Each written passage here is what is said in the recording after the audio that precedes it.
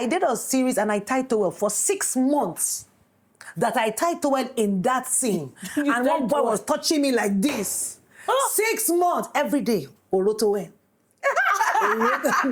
Yes, for 6 months. So there was that. Wow. Yeah. And it was what I paid for my film school. Less noise, more light. I am Shaffy Bello, and this is What I Know.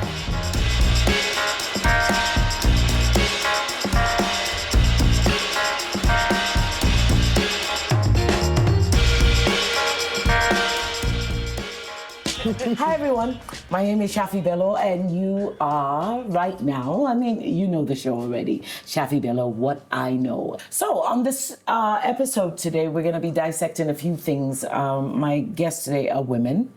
And it's not because I just wanted it to be a woman's only show, but we're going to be able to discuss some things about my industry. So if you're an actor, get in here. If you're an aspiring actor, get in here. If you're in the industry, you have a friend, or you just want to hear gist.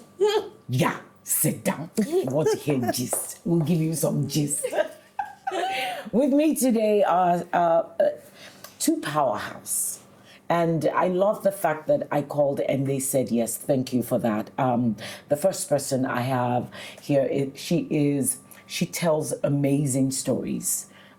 She writes amazing stories. She directs, stories that touch the soul.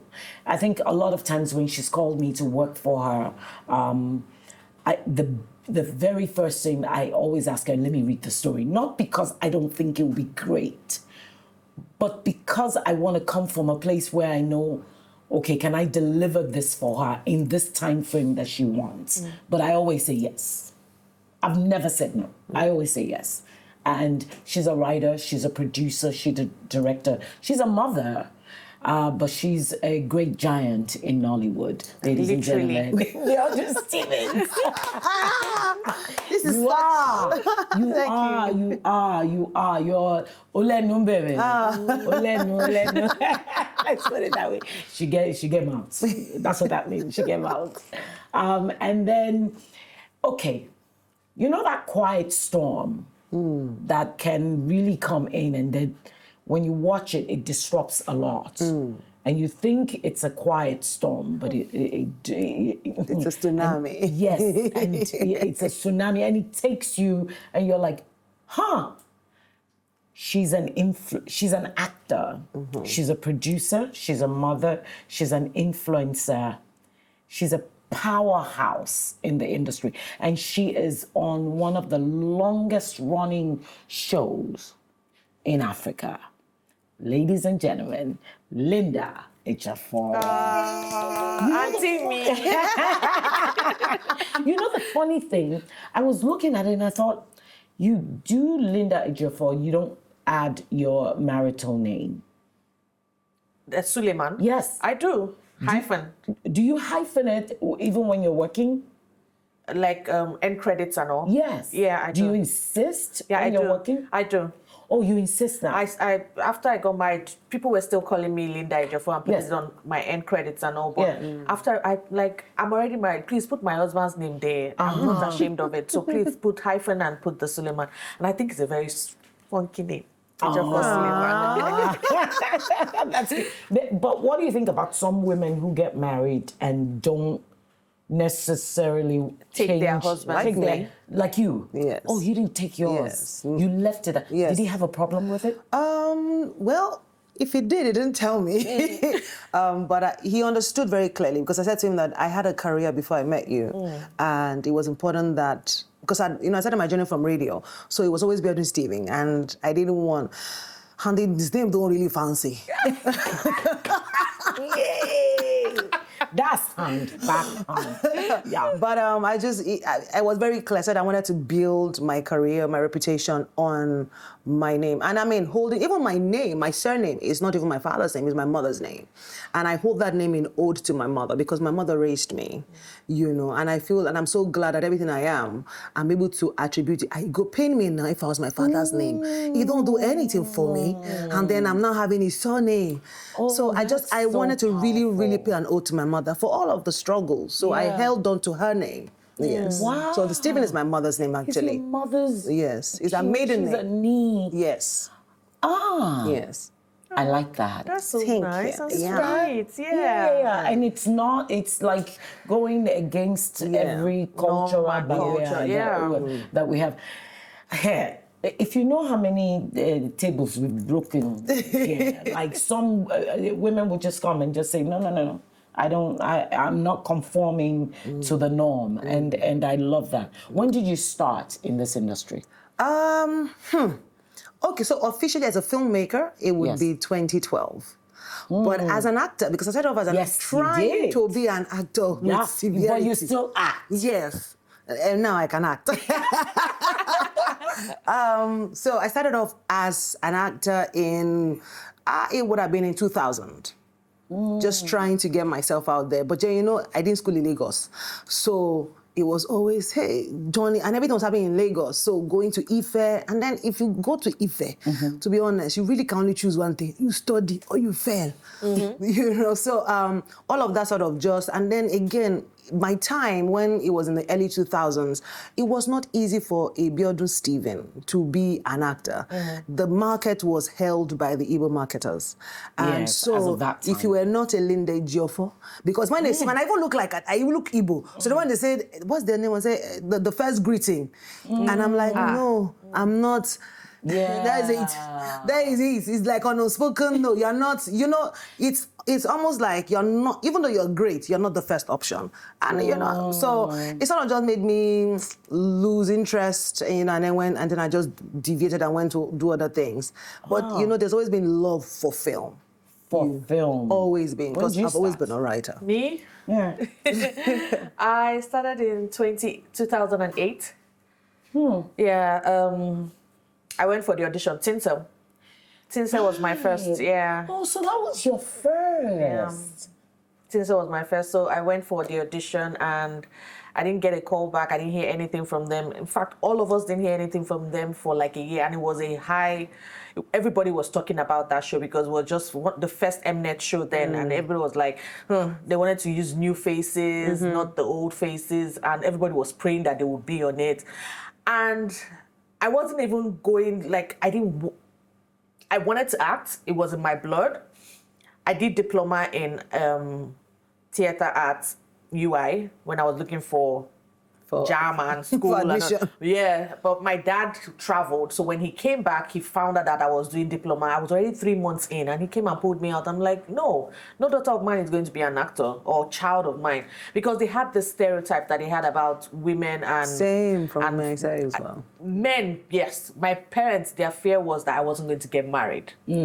That's why my father was like, you're not going to be an actor. And all the things I'm hearing and women who are in acting do, you're not doing it. So I came out and say, I paid for school, you will go to school. So I went to, I was trying to be rebellious. He wanted me to go to Unilag. And I didn't want to go to Unilag. I'm like, I'm not going to be close to people so that it'd be annoying me more because I really wanted to go to UI.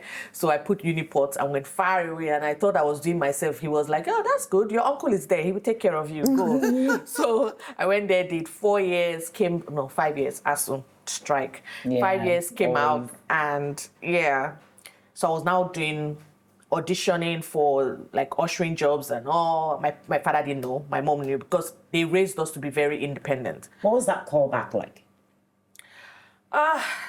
It was in 2008 NYSC. I was already doing my NYSC when they called me. I was in Jigawa and one afternoon. In Jigawa? Yeah, I was 7 in Jigawa. And thank God Boko Haram thing wasn't working then. It wasn't happening then. So I got a call from Ronke actually. She said, oh, Linda Ejiofor, you've been casted as being paid. Please come back and come for the audition. I'm like, I'm in Jigawa. I said, so you can't make it? I said, I can make it. I'm coming. So I took the night bus because they wanted me the next day. Yeah, I took night bus. And it was safe then. Nigeria was safe. Yeah. So I took night bus, went, did the audition. I read for Ene. I was supposed to play the character Ene. Yeah. Yeah, but by the time I came, I'm like, nah, please read for this role again. So I read for Bimpe, and that's how It's crazy that you read for a Yoruba girl. No, Ene is not Yoruba. Oh, No, Bimpe, you Bimpe, mean? yes. Yes. I always thought she was Yoruba. Yeah. Always thought. Yeah. You did? Yes. Ah, you see? Yeah, because she doesn't have like an affectation. So I always thought, maybe she's Yoruba, and then for many years I also mistook her for Bimbo. Many years. Wait a minute, you know I just noticed something. Yeah. I saw yellow women on this table. Did you discriminate today or what? No, we did not. Well, you touched on something that I was going to ask much later after we warmed up, but I'm not going to neglect hearing it. That thing about marriage and actresses and the stigma of they're all ashawo. What do you say about that? I think that it's the most ridiculous. Again, I think there was an era where people always thought that even to newscasters, once you were on the television as a woman, there is no hope for you in terms of marriage. Yeah. So I think that, again, it's a conditioning that as everything that we're dealing with really is a conditioning that has been handed, generation From after generation. And hopefully, and now, there was a time when the three jobless careers was acting, I want to travel, and music. But now, if your son comes and says, I want to do music, you will pay for studio session because that has changed. Yeah. And it's ditto for acting as well. But it's always been there. And I think that, again, it's also because we are from a patriarchy society where people think, because there's something exposure does to you. It gives you a voice. Yeah. Right. And when you're a woman with exposure, you have voice. Yeah. The men feel like they cannot really control this one because many men are looking for who to control. And many men also cannot really handle fame when it's not for them, it's for the woman. It's a whole lot. So I guess it's all of that conditioning that has just, been handed to all of us. And if you think about it in a lot of ways, once it's also because we have a face and our names are out there. Divorces going on every day. Yeah. Women. Yes. But because we are in the limelight, Yes. Do you ever have issues with love scenes? How do you handle that, being a married woman?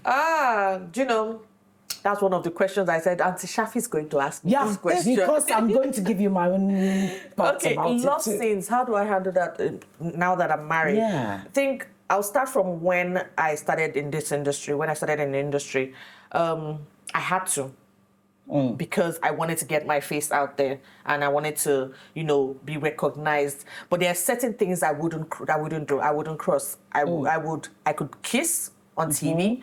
I could, kissing is the highest I can go. Yeah. But I can't get naked. I can't do nude scenes. Okay. So love Will scenes. you do touching, like touchy kissing, where it's Grabbing, hot and heavy? hot you and sing heavy. something Grabbing and smooching. in Nollywood? It depends We are going it there. depends on if I have a director who is very understanding, who can walk us through what they want, the vision, yes. like how I want you positioned, how when you hold her face, this is where your hand Yes. should go, and I am ready, I am prepared. Great Not that, directing for yes, us. not when they say action and next thing you grab my ass and I'm shocked like, Yes. where's that coming from? Yes. So, like I said, the highest I could have done was kissing, but I wasn't going to do nude because I made a promise to my dad that I was not going to embarrass his name or, family values. I have a very strong family value. I know the family I'm coming from, so I'm never going. And that's why my father allowed me to act because it's like, you did it for 1 year. I didn't know you were doing it for 1 year. You didn't spoil my name. didn't tell him? I didn't tell him for 1 year. I was acting for a year. My mom knew though. That means there's no what TV. Or you guys were just filming and logging. So we're filming and it wasn't showing. Then we didn't have DSTV at home. Right. We hadn't bought the DSTV, so we had terrestrial TV. So he was watching terrestrial. So he wasn't watching this. When eventually he now said, "Okay, I want to buy DSTV," I had to go and tell him. I said that. So this is what's happening, and he kept quiet for a while. I'm like, "How long did you say you've been doing that?" And I had to tell him the truth because you are going to see it. And I said Yeah. for 1 year. And he's like, "Okay, because you've done it for 1 year." and nothing. I've not heard any negative publicity about you. Nobody has come to say, oh, Ihoma did this, Linda did this. Fine, continue. But just remember the home you're coming from. So I continued that way. And I got married. If I have a script, we talk about it. Ibra and I talk about it. Yeah. If there's a scene where I have to kiss and all that. Yes. If it's a lot of kissing. How do we handle that? Or let's put it this way, how does he take it? Yeah, when he sees you He's on screen. So I've been in this industry longer than he is. He has. I've been 18 years now going. He is 8 years. So it's still fresh for him. Yeah. So when he sees that, although we've talked about it, he'll be like, okay, are you okay with it? Are you comfortable doing it? And to be honest, nobody's comfortable, especially when you get married. Nobody's comfortable doing those things. Yes, it's your career and all. Yeah. But if you have, like I said, if you have an understanding director who can talk you through the scene, sometimes I walk up to the director, I'm like, okay, it's a lot of kissing scenes. Can we cut it? I know it's important to show that, for the character, and show that there's emotion, you have connection, there's chemistry and all that. And the way it's shot, it can happen.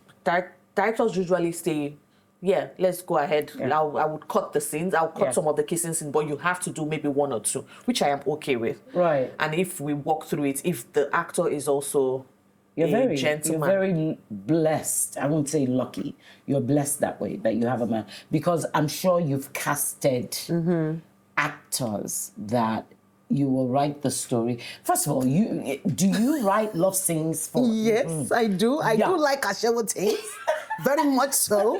Why is that? Why? Sex sells? Is that what it is? No. I think that, again, it depends on where I am in the moment when I'm writing. For instance, a film like Big Love. Yes. I was listening to Johnny Drill every time, writing those scenes. So, I had an idea. However, one of the things I do as a director is, by the way, I've directed a husband before. He did not kiss. He told me point blank, I'm not going to kiss. We didn't find a way around it. Yes. He told me point blank. Yes. Wait. Yes. You know me, I will not kiss. He told me. Yes. No, wait, but that's what I was heading to. He doesn't kiss, but he does. lets you. No, he's uncomfortable with it as well. So he would do the necking, the shaking, but he's uncomfortable. Yeah. No, but there are some scenes where he kissed. There are some movies where he kissed, and if we, like I said, we talk about it. We get scripts, yes, and he shows me, and I'm like, babe, this scene is very important. Is to show your relationship has just started. You have to do it. Have you ever been on set with him while he's? No. Has he ever? No.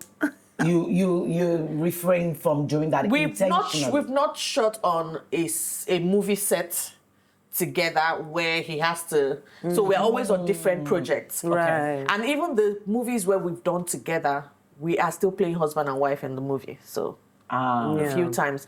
So if I see it, because I've been in the industry longer, I totally understand why it's important for the story. Right. And I tell him, if you're doing it and you're going to tell the director to cut some scenes where you're uncomfortable kissing in so many scenes, maybe like 5 scenes, and cut it to 2. If you're doing the 2, you have to do it well. Do it well. Don't embarrass me. No, but again, I also think, like Linda said, the onus is on director. It's very important that first is I don't take for granted that the actor trusts me with their body.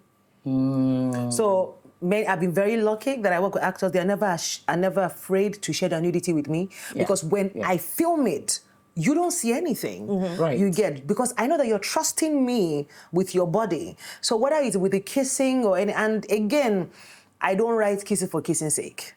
I do love it, but I don't write it for. So if there is, we talk through it, and then many times. For instance, I did a series, Raise and Ivy, and Mona told me clearly, said, Auntie B, this thing, how we gonna? She had done research. She even showed me like broad screenshots, just so that because she knew that it had to be shot.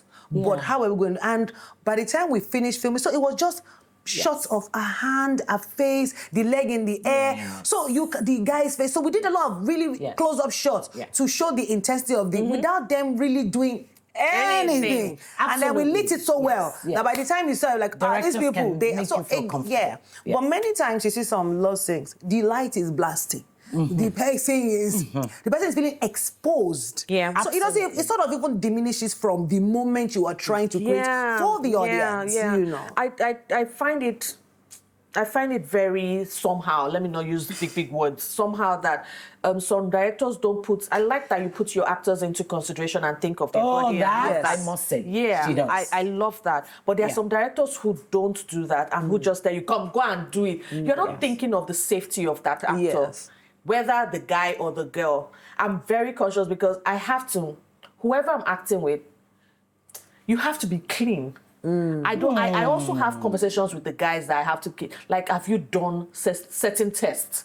Because because Auntie Shaffy, but I agree. We're shooting a film. I don't want to mention the film, right? Because if I mention it, people will know the guy. We're shooting a film with a particular actress, and we had talked about it, and it was very important to show the brutality of the whatever. And I said to him, when we get to this hotel, go and buy soap. Let's buy soap. Buy new boxers. Buy everything. Roll on. Like, have really a shower. Fresh. Because you're going to be literally mounting this person. And you're going to be dripping sweat. So first go and, eradicate.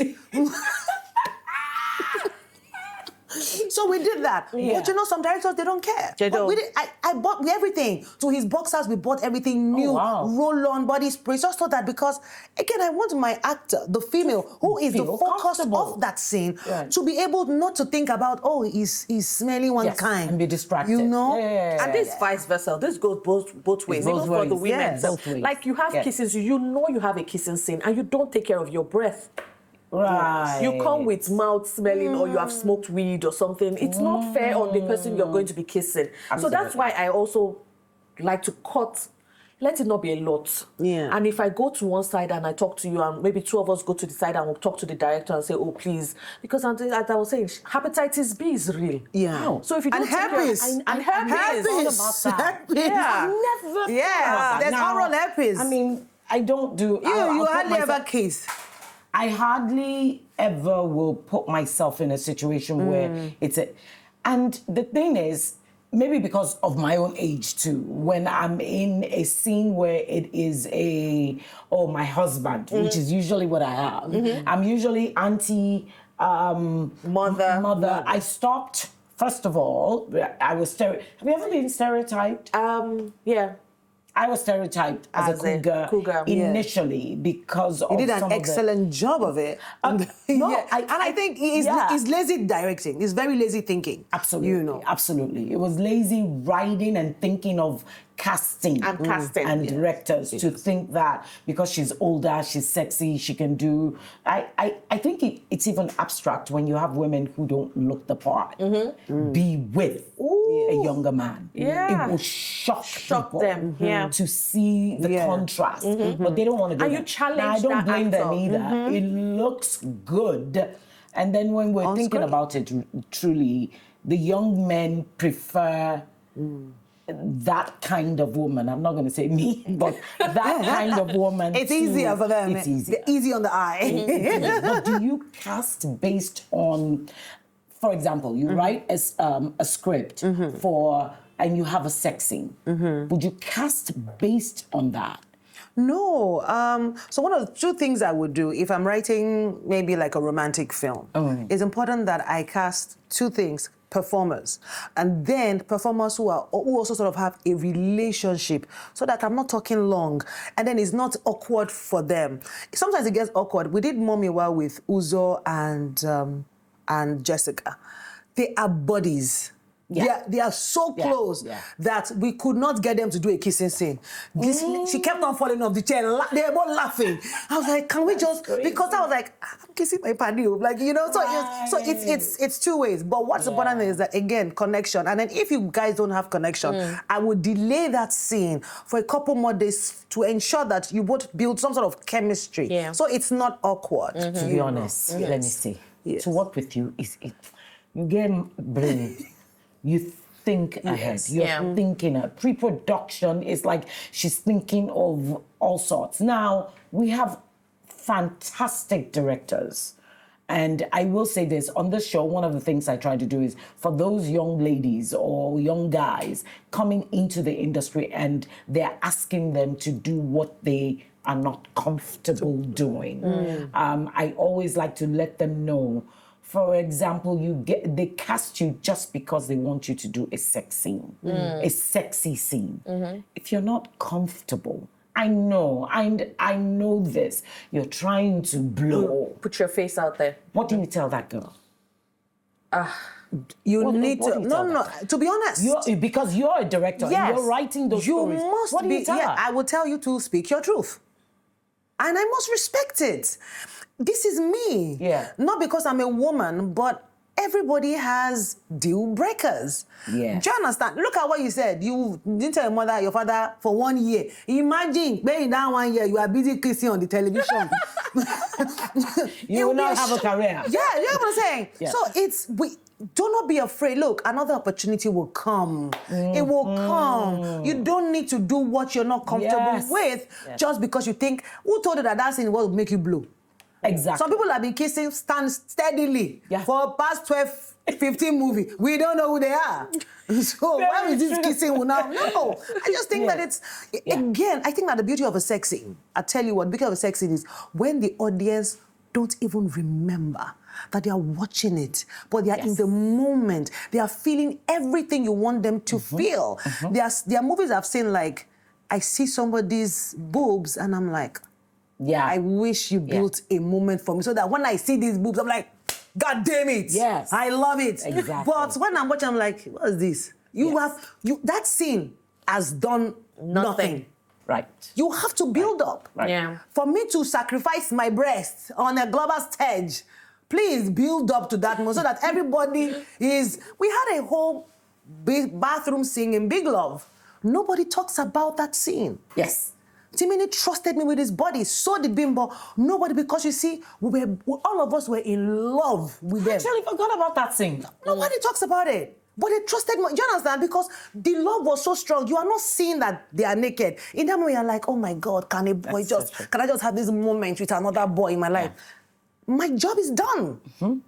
And I must say, as actors, you do know that you have the freedom of calling your director aside and saying... That's what I wanted to say. I am uncomfortable with this. Can we make it look like... Because that's what I do it a lot. Yeah, but so we must also understand that I think that we must also give another a rejoinder to that. Directors must be approachable. You are not the god on the set. You must, because a lot of actors. I mean, that's what they call. That's what we call you guys, though. You're the god. You're the god. Yes, but you're the god on set. Even our father, we can call him and say, "Daddy, that thing you do, I didn't like it." You know. So I think that it's important that you must be approachable. Yeah. You must. And to be honest, you have to look at it that some of the, like you said, upcoming actors, they are scared. I know. They are scared that they will be blacklisted. They've not even started. Their faces are not even there already, and they are going to be blacklisted. That's what I'm saying. That they must be approachable. That's why I could do kissing scenes in the beginning, or I couldn't do. I would not. See, if you come for the audition and you ask me during an audition, oh, can you go naked? No. I would just tell you. Can you kiss? Yes. Yeah. Can you go naked? No. No. That's my deal breaker. I can't do nudes. Yeah. I cannot. Yeah. But if it's well shot. Oh, but then you know the new thing. I think I can say this. What's that film that Nancy did? Shantytown. Shantytown. That was a body double. Yeah. Yes, that was a body double. And guess what? Even with the body double, people still thought it was her. Yes. And she even in Blood Sisters, there was also body double for Kehinde as well. Exactly. Yes. Sometimes, and a lot of Hollywood, they do that a lot. We just don't see it happening. Now, if you want to use a body double for me, and I am. But the thing is, nobody's willing to pay a body double. They rather pay one person. Some directors will tell you they don't want to pay a double. That's paying two people, paying you and the body double. So it's better they pay you and you do all the nude scene and do everything, and they pay you. Unfortunately, I will tell such producer and director, oh, you will pay them if you want me. Because is it just about that scene? It's the rest of the film. I think it's very important too. that we must also sort of look, what is the scene saying? What does the scene say? What's the scene saying? Because I feel like kissing and smooshing and sex is not the only way to depict love. What does the scene say? Which is what I say all the time. Like you like the I'm There lost are of what- so many Korean ways. movies. Yeah. Like the way I love K-drama because of how they show love, just by looking in the eye, touching you. You see I that watch kiss? their behind When the they scenes. eventually kiss, you will jumping for you are joy. inside because the they're thing, giving you kissing the with so them. much. Yeah. You are kissing with them. Like, Absolutely. you don't have to really kiss in an ugly Yes. way for you Yeah. to show love or Yes. show that you are knocking under the duvet. Absolutely. I agree. I Show agree. other ways. I agree. So don't be lazy. young man, young girl, you don't have to compromise. Yes. Don't compromise your body because you want to become Tell the a directors too. celebrity. Directors, please. Be approachable. Be approachable enough to keep her safe. Yes. Keep her safe. It is your duty to keep us safe. Let's speak for the men too. Some men too are forced to do things that they don't like. Yep. You know? Yep. Some men too, because Some men for too. instance, you know this kissing is an art. Auntie, if I want to kiss you men now, you now bring out your tongue like a snake. You have spoiled the film. Thank you. You see people bringing out tongue. Why are you using your tongue in a kissing scene? Because some people call themselves Queenie. No, that's No, not you made don't choice. you don't I think there's use so much you micro can do attitude to here. tongue, No, so please. much you can do with this lips. I don't need your tongue inside anybody's mouth. Yes, I do agree. But I also think if you talk about it before, like you and your co-star, you guys take a moment, go somewhere and say, how do we want to approach this? Yeah. I would do that. Yeah, I think you No, should. I do. I know you would How do do you it, want but to Auntie approach Shaffy, it? there are some I people- remember when I was on Tinsel and Chris Atto was my love interest in the beginning, and I was a cougar. And I loved playing Joanne. She was so much fun to play, right? And one of the scenes I had to do was with him, and we had it, and I had to kiss him and all that. So, and I'm always very mindful. Like I want it to look real. So after the scene, the director called us. We were in a hotel, so of course it was supposed to be steamy. So it was actually Rogers, a female. He called and he said, come and watch it. That's all he said. Please watch it. And he sat and he made us all. That was a good move because he knew that I would have a problem with the way it looked so fake. And he said, what do you think? He left it up to us. Yes. And he said, oh, what do you think? I said, oh, that doesn't look good. He said, oh, that's what I thought too. Would you like to make it look better? Better? And it got me. And then the next thing he did, which now in hindsight, we're just talking, then he said, a bottle of wine. And I started to drink. I mean, we're talking eons ago. So made you when it was relax. time So to you now relaxed take, you a bit, yeah. it was so much easier. But I mean, just try as much as possible. Stay safe out there.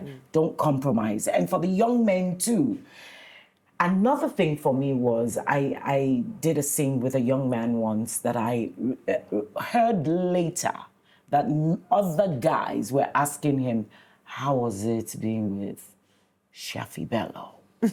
And from then on, I made up my mind that, you know what, I'll do this with mature men. And let me say why. They have a lot to lose. They're married. If not married, they're mature, right?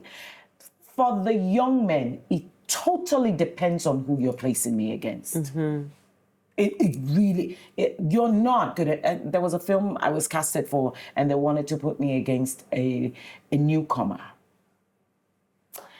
You know, I shouldn't, but I had an issue with it. And I'll tell you why. I had a problem, and I'm putting myself out there actually, and you guys can come at me with this. I just felt, why would I want to? I felt like I was giving the guy a lot. I understand, and I recognize how you felt.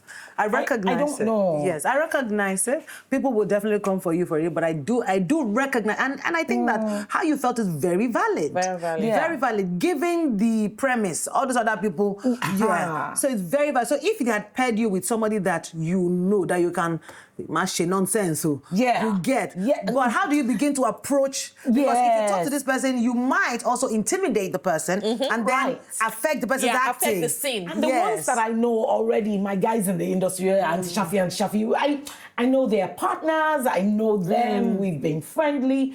This new chap, I just had no idea. I wasn't comfortable, and I wasn't told.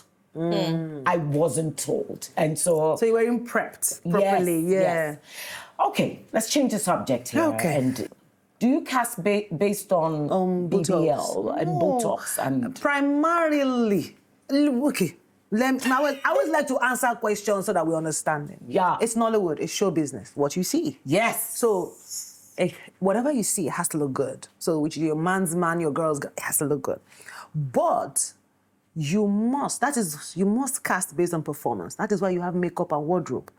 To make up for the lack of those things. Do you understand what I'm saying? Yeah. So if I cast somebody that maybe does not have the looks, does not have whatever, but has what I need, the character or the persona or the performance that I need, that is my job then to now style you, clothe you, make you look exactly like it's just lazy Nollywood. You also said that thinking. is your job because you also take on wardrobe. Yes. So every time I'm Shaffy, I would always style her because it's in my head. Yeah. In fact, I love plus size people in my films because I will style you. I'm plus size. I know the struggle. Yeah. So I would always not for long, you're not.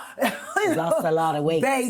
You know what I'm saying? I always make sure that you must look good because I realize that a lot of producers, we are very lazy. And I'm saying we, I'm not. But we're very lazy. We don't do this work. Yeah. You just assume that this fat person, just put them around, yes. Style the hell out of that person. So that the plus size that is watching it, just there's hope for me. I can look this good. Yeah. So it's all of these things, BBL. But and those also, things, let me say in defense of wardrobe. Yeah. You get what you pay for. Okay, yeah. Sometimes you get what you pay for. Yeah. If you're not paying your wardrobe. Sometimes. That's why I said sometimes. Yeah, because but for the most part, if you're not paying wardrobe right, how do you expect them to wardrobe your... Yeah. And then you have 12 actors and 6 that are telling you, I don't want that, I want this, you know. That's not my character, I want to look sexy. But it's a lie, that's the thing. So again, it goes back to production. Because you see, for every time I style, when we were doing Big Love, I explained to you how I wanted you to look. Yes. I told you, you're going to look like people that sell clothes, wear shimmery. Yes. I went ahead and I went to source them because... So many times, producers also don't even have that conversation to let the actor understand, this is where I'm coming from. Yeah. This is how I see you. There are actors who will tell you that, no, no, you are not allowed to think. It's my vision. Do you get? So I will explain it to you. Yes. And say, look, this is how I see you. Yeah. So when you are coming, don't do this hair. Don't do this. We're going all natural. There are a number of reasons why. But a lot of us directors or producers, we don't even design the characters. See, for me, where I am in my career now, it's not even the act of directing that is fun for me. What is fun for me is designing the film. Because you see, when I design the film, I design it I know exactly how it's going to look, end product. So I design my characters. I know at what stage you are moving, what color, whatever. Because that for me is the fun now. It's not okay, so Linda, when you work from here, that it's no longer it's monotonous. Yeah. Right. But it's designing the film. And because when I design the film, then there's a rationale to everything that you have done.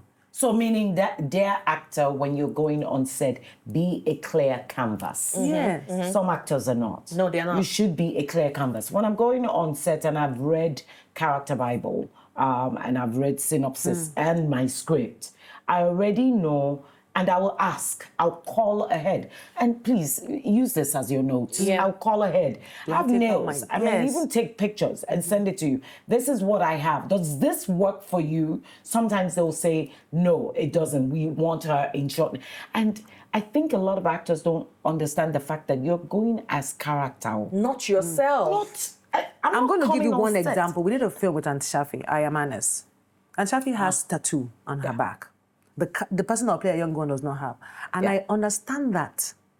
And Shaffy is going to wear Iran Buba or something that will reveal it. Yeah. So it was important that I had to draw. We made her tattoo a main plot in the story. Right. So that girl draws it, and then when she was younger, so that when in fact in the original story it was not there, but because and Shaffy has that. But also it was now important. It was blended with the character. In our work, yes. If it wasn't with the character, a lot of times I have my tattoo. So I'm just saying that many times we just try to find a way that you look at how is the actor looking, what are the things that you need sometimes to write them. It helps, but we just don't even think that deep. Some actresses will go on set with permanent lashes. That we do, semi-permanent. And you go on set, and there are scenes on there that maybe they really want you raw and nothing on. And Shaffy, funny enough, even braces. The best roles I usually love to do are the ones that I don't even have makeup on. Yeah. I don't have makeup on, I don't have lashes on, I don't have nails on. Because I get tired of sitting on that makeup chair and they're doing my makeup. Some people love it. No, I just want to come on set with my script, getting my lines and putting it and then go on set and shoot. I don't like I just always feel like as producers, it's important that you just look at who is the actor. We did a film called Glimpse Bisola. Bisola just had her braces freshly done. I wrote it into the story. We had to explain because her character was poor. Where do she do see money for braces? So we had to write it that when she went to ask her cousin for money, her cousin said, let me see your teeth. Oh, the braces are looking good. Do you like it? So we know there that she funded the braces. You get brains. Like you said, you're the exception because some people will tell you go and take it off. How can you take off braces of how many millions of naira? And how do you explain that? Or they recast you. How do you even explain that to your audience? So, and one of the things, I tell actors this all the time, ask your director questions. Read your script and go, this just doesn't make any sense. Let your director explain to you, how am I a wealthy woman? And you are putting me in something that is so trendy that every single person who watches knows that this thing is 2,000 naira. We all know. Yeah. But what kind of a wealthy woman am I? Right. Because they're ostentatious. If she's thrifty, it explains it. But you need to explain it to me. Some directors really, just like you said, don't talk to wardrobe. There's no table. There's no round table. No round table of this is what I want my character to look like. They don't do pre-production. No. So you get on set and you know those productions. We all know those productions. When we did Big Love, their character was ostentatious. Everything was shiny. Everything, Shiny. jewelry. That's most. Was so much. When we did Ayamanes, I said, you are Ibukun Awoshika. Yes. Understated wealth. Yes. It's not every wealthy person that is wearing agbada. Yeah. There's some people that just like to dress like Aliko Dangote or Femi that just wear t-shirt and trouser. Yeah. And they're rich. Yeah. They're rich. So but again, not wardrobe.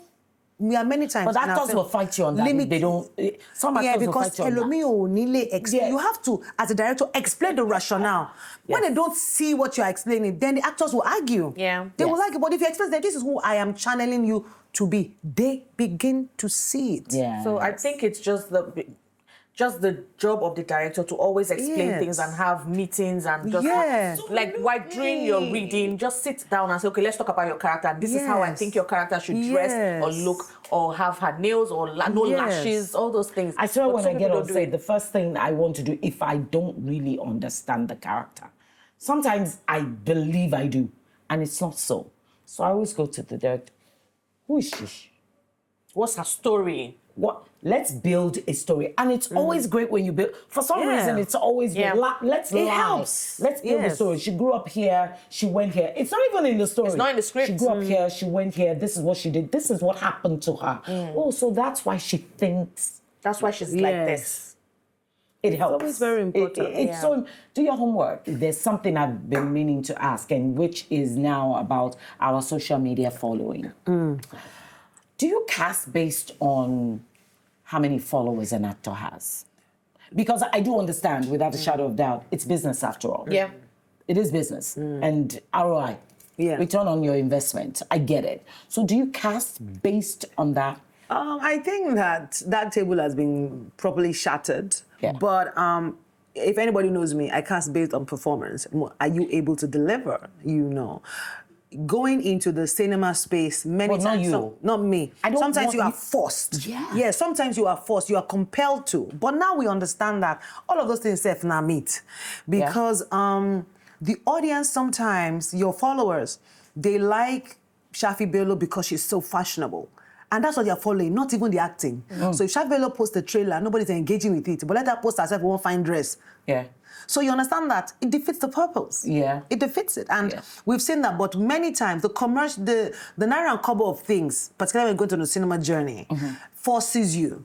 And even now in the YouTube space where, I've been now for the past 6 months, it also sometimes forces you. But I had to tell myself 3 months ago, no, this is not who you are. You are known for story. It will take you a while to build that audience, but I need to go double back to who I am. But the naira and kobo of things many times forces you. What I've tried to do in managing those situations many times is I look at maybe smaller roles, because I'm not going to hinge my entire film on a number when the person cannot deliver the role. But there are some actors who are bankable. Oh, I mean, they are. People like her. We are bankable. You get, that is. So there are some people, yes. Yes. But there are some that... Thank God. Yeah, thank God. It's not, they just have the numbers and they are popular for something else. Yeah. But not the art. Yes. You get. Yes. But sometimes you are forced because you feel like people love them, people want to see them. Yeah. But you... There was a phase there where we were in that influencer inside films. And all of... now we've all seen that, they move market. Yeah. So to be honest, in Nigeria here in Nollywood, we're just really trying to come up with a formula, a success formula. And so we just keep really... this one take, this one not take. You're just really struggling, grasping for straws, just to have a winning formula, because the formula keeps changing with the landscape. Yeah. The audience keeps changing. So there was a time when ensemble cast was the thing. Yes. Was the thing. Nobody is watching ensemble cast anymore. There was a time when comedy still is, it's not? It's not anymore. I mean, they've had a number of ensemble films that didn't do well. So the audience keeps changing. There was a time when it was comedy, just put 2 people that are funny and then the film don't sell. Yes, it was. That has changed. So it keeps changing. Evolving. Now we're in our epic era. We're in our gangster era 2 years ago. Everybody was doing gangster. Now we're in epic era. We will soon move and go to another place. Well, when we get to the story era. No, but we are now in the story era. We are in the story era because the audience can't tell. Now the audience want more. So all those paparazzi, all those camera shots, all those... the audience now, if there's no story, they can tell now. So the audience is asking you for more. They're asking you for more. Yeah. But it's just that you know how we are. Give them small story, back action, put it gloss and color and shine. Yeah. But they know. They're asking for cinemas? We're not doing very great. Yesterday, and I think I was telling you before we started the show, I went to the cinema. So this is me, outside of being a filmmaker, I always have cinema days. I would go a day, watch 5 films. So I go there from 2 p.m, I'm there till 9, just going in and out. I always have that. Yes. Then I go to the cinema and then it's 9,500. 9,500 per ticket. It's expensive. Yes. That's why people can. So I can't even. I can't even in good mind stay from morning tell to night. somebody. No, but that's 19,000 just for tickets. No, that's 9,500. No, that's 9,500. No, I'm plus saying refreshments. Yeah, okay, the 2 of us, yes, it's plus refreshments. It's people now. Most people don't go. Yes, and so then you're going with someone. Uber. Let's think about Uber. And it's very expensive now. Very expensive. So, to be honest, to go on a cinema date, you're thinking, what, 25 grand? Ordinarily before, that's like money for 5 films. Yeah. Ordinarily before, you would spend 5K and you would stay from morning till night and just do a movie. I used to do movie marathons. Yeah, that's what I always did. That was the thing then. Yeah. And then on Wednesdays, so what treatment was yesterday was a Wednesday. And Wednesday, which was supposed to be midweek, there's always like a deal. There was no deal. It's 9,500. Wow. And they even said, it's not a blockbuster. Blockbuster is 10,500. I'm like, God damn it. So that means they are the ones pushing us away now. Yeah. How can I, in good mind, tell audience to go and use their money to watch? I don't know if more they're than the one ones film pushing us. Let me tell you why. everything is now more expensive. So it's costing them a lot more to run the theatre. Remember, they can't run it on NEPA. You can't be watching a film and they take the light, right? And then they can't, people seated there, usually maybe it used to be a full house.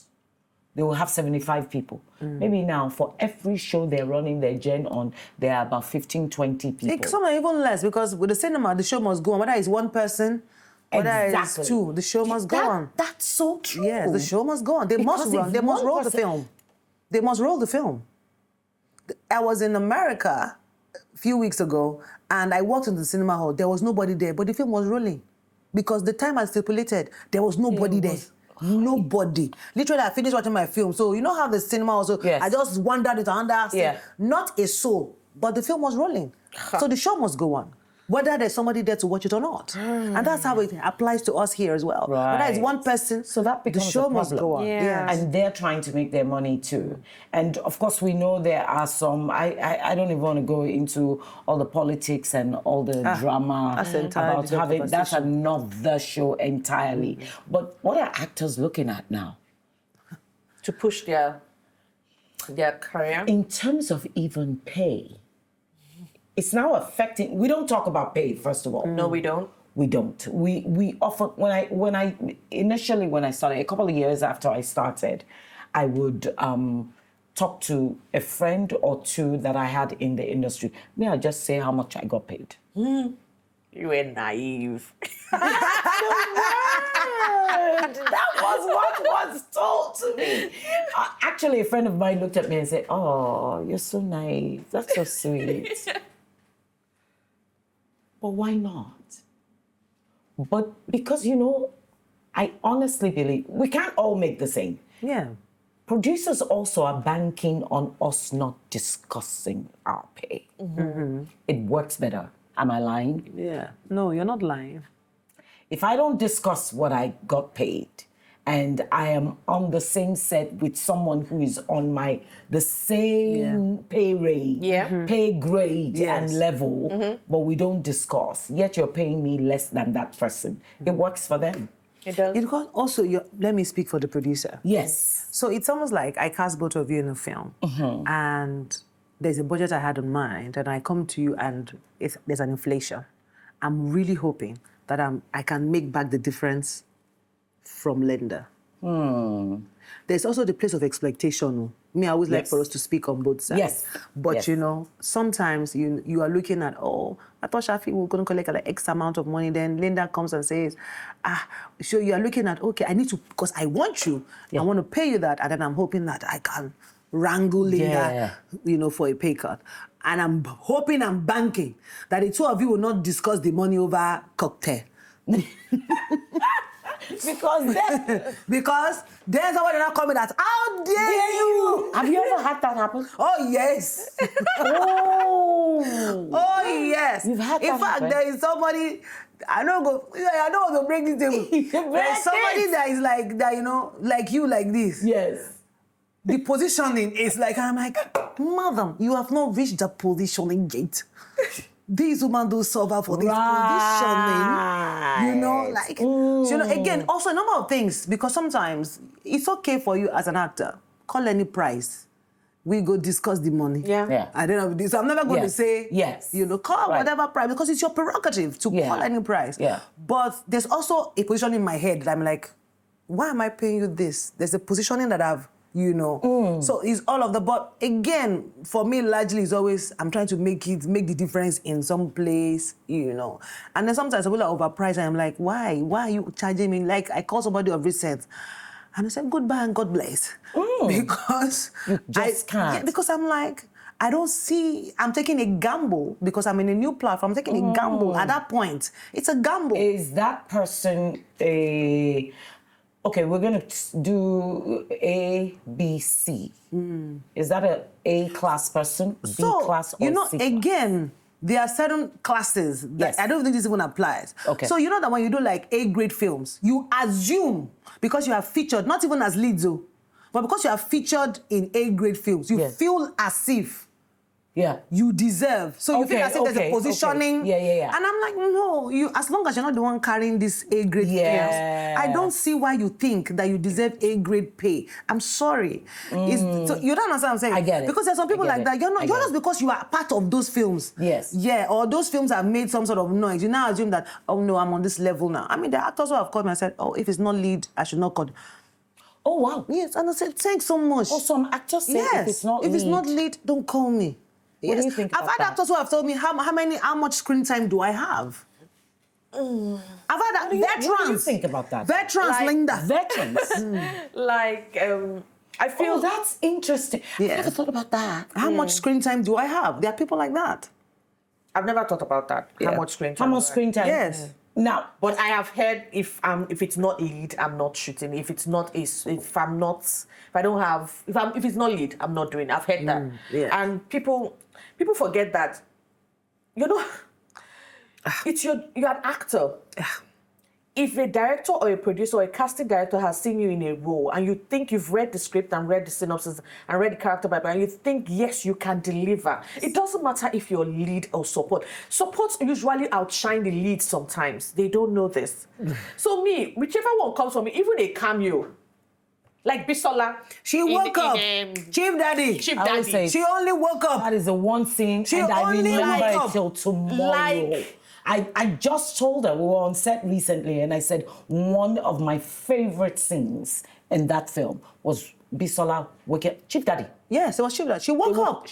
She woke up. That was all. There was nothing else. And I often tell actors that, but in a lot of ways, I always like to think, where is the person coming from? I always like to give everybody maybe the person is coming from. Thinking, I've sacrificed for a while. Maybe I've done 2, 3, 4. Lead. Yeah, if I've done 5 scenes, 5 movies, and it's blockbuster movies. Yes. So now you should be casting me for lead. No, but so. I always, because it's interesting, but I've worked with so many people that it was like when we did Big Love and the story was not about them. It was not about her and her sister, but they took the shine. People remembered them. It was not about them. It was about 2 people who were in love. But the mothers, completely shine. Did it show now? We shine. We can English. Shine. So it's really, when you are given anything, how best can you make your moment memorable? I think that is the art of the matter. Just like some actors will tell you, I was with an actor, a veteran, just like you, a veteran, that said, audition. Don't come in for audition. Why don't you just give me the role? Yeah. Why would I? Now, I will say this. I think maybe we miss what our craft is. You are an actor. And many of us who lost school. So, secretary, you sit down, they type, they take minutes and all, yeah. I'm a doctor. I sit down and you're an actor. I have a job. You read the character bible. I like the role. You come for a reading, or you come for an audition. Yeah, till tomorrow. Call me for audition. No. Now, the thing is, you will give me a closed audition because of my level. Of course. Yeah. You will give me a closed audition. Now, onto the actors who say that. Let me tell you the reason why. A lot of times, they're not auditioning you because of your skill. They're auditioning you because of chemistry. Sometimes they cast me with Linda and they say, Linda should be my daughter. But they've never seen Linda and I together on screen. So they want to see if we have that chemistry. And a lot of times they just want to... I auditioned for... I didn't audition. Jadi has seen... she had casted me. She said, Auntie, I want you for this role for Christmas in Lagos. Yeah. But I had to do a reading with Tenny. So it was a chemistry test. It was a chemistry test. And a lot of times it's not for you, it's for the executive producers to convince the executive producers that you are fit for that role. Yes. But so I don't know why they do that. They don't understand this. Yeah, and you can still go for that. I think it's our society again. I always say it's our condition where we think that I've earned this, I don't know. And you shouldn't be, can't you see what I have done? I know where they're coming from. I get it. They're thinking, with all the movies I have. Yeah. Haven't you seen me act in different movies? Why must you audition? But for you to even say that, again. again, a lot of us entered this industry by accident. Right. Not many of us went to pass through these acting classes and stuff. So, because those are rudiments they will tell you. There's an actor, you are never too old for a screen test, for a chemistry test, for an audition. You're never, because there are many things that they are checking. Right. There are many things. Yeah. And it's not about your ability, because for you to have been called, your ability is not in question. Yeah. It's for so many other reasons. Yeah. How are you going to look against this? You know, it was when I did Ovi's voice with Aunt Shaffy. She had never done that character before. Yes. She had never. I loved her. Do you get? And yes. I just knew that Aunt Shaffy was very fashionable. She liked going to parties. She had met half. And then we had a whole conversation. I said, no, Auntie, you're not going to give me all this your phone now. It has to be like Lagos woman. Yes. And I love the challenge. I took on the challenge. That was the set where Bisola left to go audition for Big Brother. Big Brother. Yes. She left that set and she went to audition for Big Brother. I wanted to ask this. Do you have a rider? No. You don't? I don't have a rider. Huh. So we had a show here where we were talking to musicians.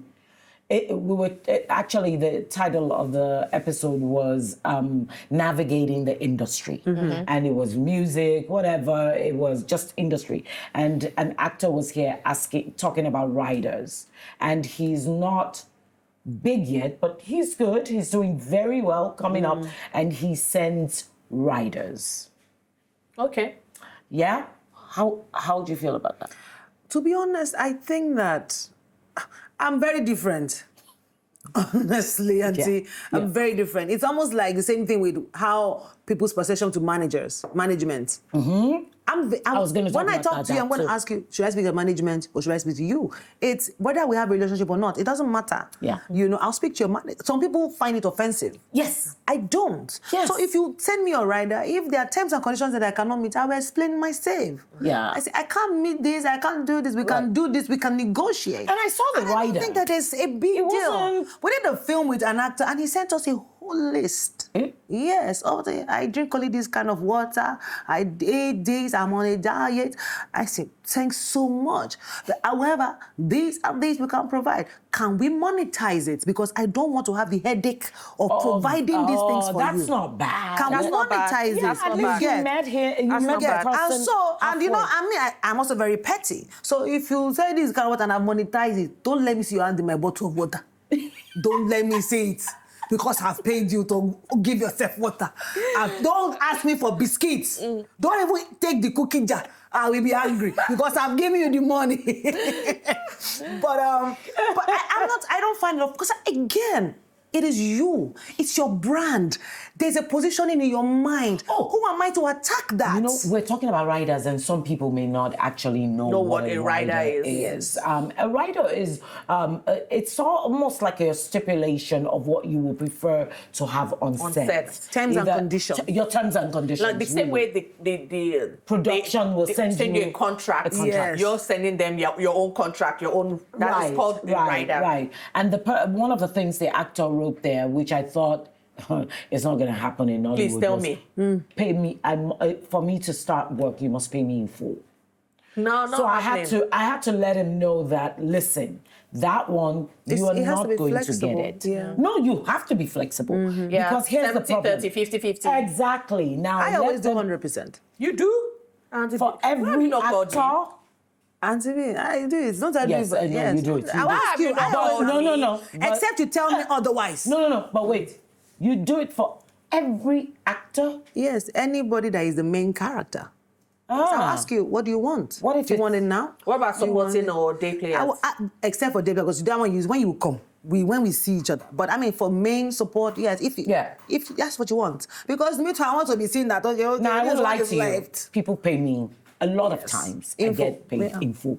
But I also think a lot of actors that get paid in full is because of your name in the industry. Well, yes. You don't give them trouble. They know that you will start and you will finish.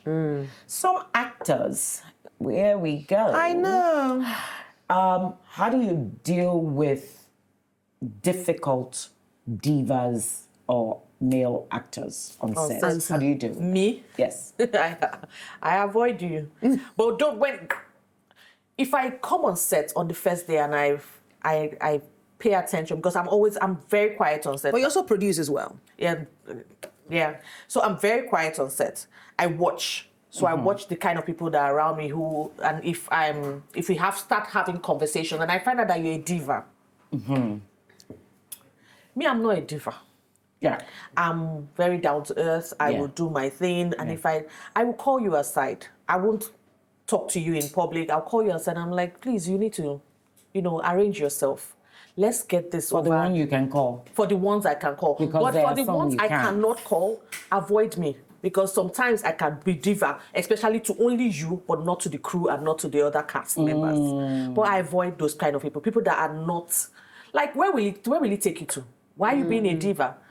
There and then on a set, you're supposed to let go. You're supposed to be naked and give your all. You are not Shaffy Bello there and then. You are playing a character. Yeah, so why are you giving us your diva attitude? Yeah. What is it going to bring? And people tend to forget that those kind of behavior and attitude would not let you get another movie role because producers talk. Directors talk. The people who talk the most are crew members. Yes. Especially if you are rude to crew members, they are the ones that can put your name on a table or put your name in a room and say, "Oh, this person is good." Oh, they call don't call that person. No, that person is horrible. Your that job go long.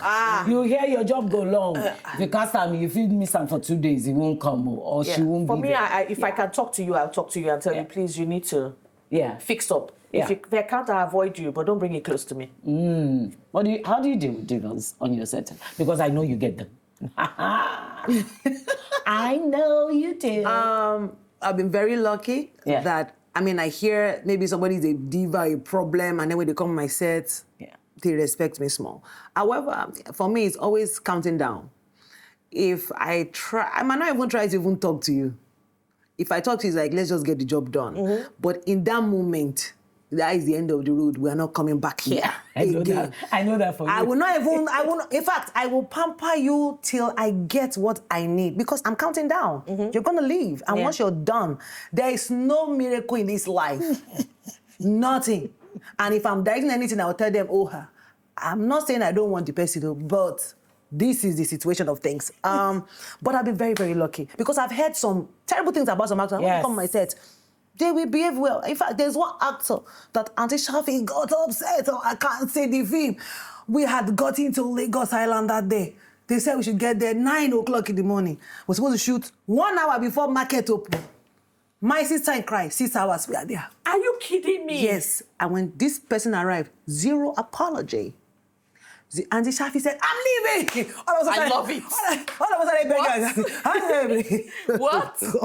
No, that's something I can't stand. Recently, Ibra and I were shooting on Tinsel, and these 2 actors came late. One came late, and I was fuming. I was supposed to have gone to pick my son up. So I had to quickly call my sister, please go and pick him up from school. So I was upset. And the guy comes in and he just sits down and doesn't apologize. And my husband is very soft-spoken, but when he gives it to you, he hits it on the head like hit it, and he was upset. And he just spoke to the guy and told him, that's not right. We are all in this industry to, make money and make the industry good. It's people like you that are making the industry bad. Right. When you come in and you see that you have been keeping 2 women waiting, plus me. Let's forget about me. The 2 women. You apologize and apologize to the crew. These people have been here Monday to Friday, shooting every day. They are tired and they are waiting for you for like 3 hours. And you walk in and the guy was shocked, but he apologized. And I'm like, but can I ask me? I would like to give benefit of the doubt. No. I like to give argument for and against. Okay. Because many times, and there are times when I've casted people and I tell them, 10 o'clock, and they don't show up until 12. Why? Because they are coming from sets where they don't keep to time. And I tell them, you've never worked with me. My time is my time. And Shaffy can testify. Yeah, if I tell you 8 o'clock, we are ready. You are not going to come and be waiting for me. Yes. I'm there. Yeah. And if there's any delay, I am giving you feedback, updating you immediately. So, however, madam, you are an exception to yes, the rule. I know, but I'm saying that I'm trying to say I'm very speaking few on, of you guys like that. I'm speaking on why some people also are a bit unruly because you know when you are used to rice for so long, you now get somebody they're not giving you rice and stew. You are confused. That's it. So you still bring that rice behavior to the place until you sort of what is wrong is when you don't adapt. Like, oh, these people are different. This is not where I'm coming from, you know. So there are people like that. And they also said, because me, I understand you. I think that, yes, apology is important. But I also think that also all of us have a role to play. Whilst we ask that the actor should come early, wait till production. That's what I wanted to say. Let's get our act together. That's what I want to say, that there are some productions that I have been on, and first day, they were late. Second day, they were late. Third day, they were late. Yeah. Then on the fourth day, the actor decides, you know what, I'm coming late. Yes. And that's when there's wahala. Now, that happens a lot where the situation now is on that fourth day is when the veteran or the older ones will now come and then they will now... The younger ones that have been there, that's been going through it for 3-4 days, they now decide, you know what? I'm going to show you people. So, of course, when they come and they now meet you there, they don't apologize because they did it intentionally. No, but Ibenos is stupid. I'm sorry for my language. Because you should go and meet and Shaffy. I'm sorry. Reason why. Yeah, because you see impression. Because when Shaffy is leaving that set, she's going to go and say, "Oh, my fair. I don't want that person to come." You know what I'm saying? Because it's not just about the lateness. It's a whole lot of stuff. I think civility, I think respect. I think that there's just a lot for... You have been here for 18 years. You know the kind of suffer you suffer before you start acting. I think a lot of the young actors, many of us just learned this thing. And so we don't have etiquette. Yeah, that's the word, we don't have etiquette. Because even if you are trying to... professionalism of the craft. Even if you're trying to deal with the production, when you see people that are older than you on set, go to them and explain, this is why I did this. So they know. And they don't look at you like a bad person because this our work in this our industry. It's not resume. It's word of mouth. It is. True. It's word of mouth. It's not resume. It's not whether you're in 10 films. It's word of mouth. Yes, it is. It is. Speaking about that, which is even good because now, you know, we've made it about Nollywood. I want to take it a bit more personal. What are some of the sacrifices that you've made in your life because of your career? I'm currently on one. My children and my husband are not with me. They are abroad and I can't be there. It is a lot. Before my children even traveled, left the country, I think that one of the saddest things was when they had to ask my daughter, where is your mom? She doesn't come to school for anything. Because it was only their dad. He's the one that goes for everything. Goes for PTA, goes for... They don't see me. So they were like, do you have a mom? I felt one kind. Oof. Yes, I felt, and you know, they were day students before they now became, so it was when they were in boarding. By then, my husband had, in fact, when my husband traveled for abroad, I had to put them in boarding because I was not going to be at home. So that was when you have a mommy. I think I was like the biggest. I mean, they are older now, they are teenagers now, but those growing years, just being told that, where is your mom? She doesn't come for anything. Are your parents separated?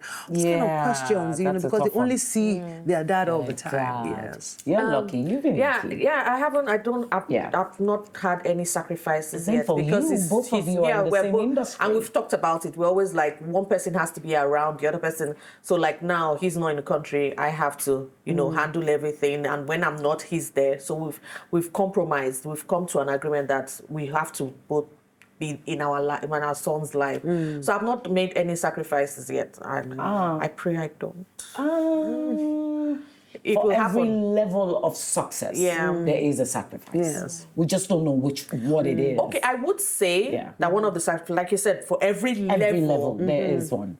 After marriage, you know, after I had Keon, there the sacrifice happened because there are some, I couldn't take some jobs because I have to stay at home with him. I was breastfeeding. I didn't do some jobs for a while. So that would be the sacrifice. There's always something.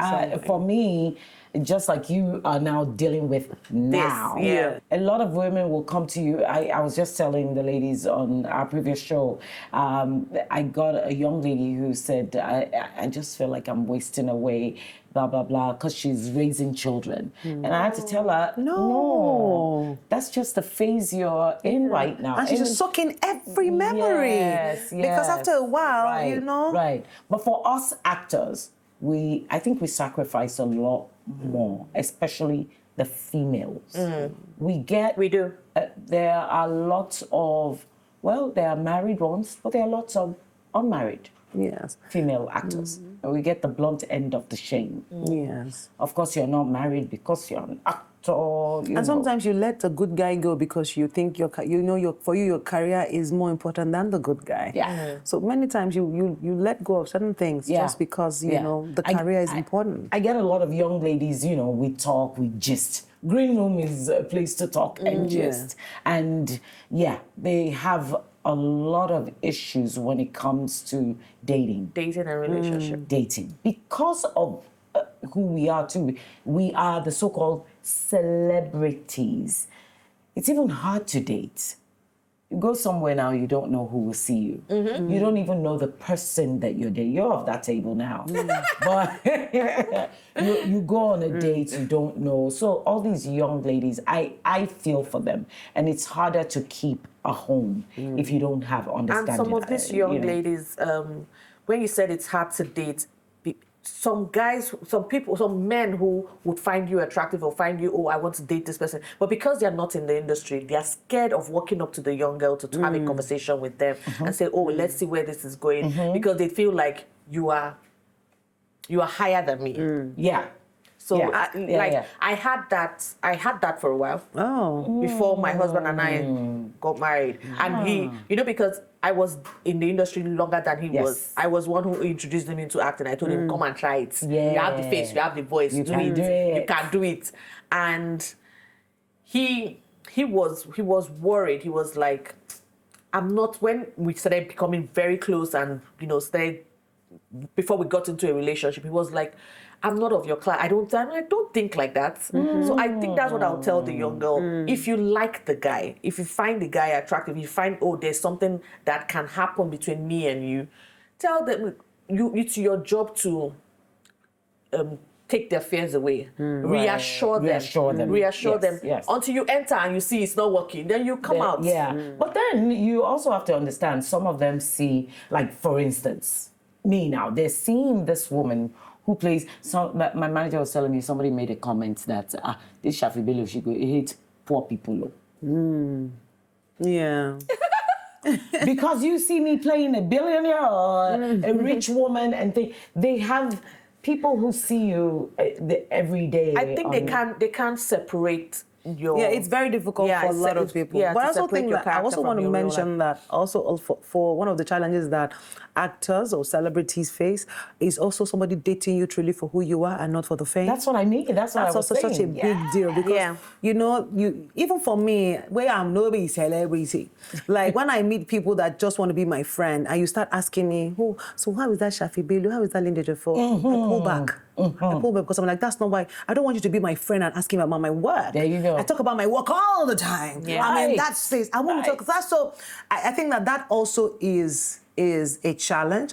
And I think that another challenge is the pressure of stardom for a lot of people. You make a decision to be with Ibrahim, whether he was not a star, I don't know whether Ibrahim is from a rich home or he has a lot of money, but I also think that pressure, a lot of girls just put themselves under that pressure, like, I must date somebody of a certain caliber, of a certain stance. And then you are there just withering away. All the good guys are passing you by. Are passing by because you're waiting for somebody of timber and caliber. Well, keep waiting. I think that. So it's, we have to look at it from all that fronts. But I will also add, it's very difficult to keep a marriage in our industry.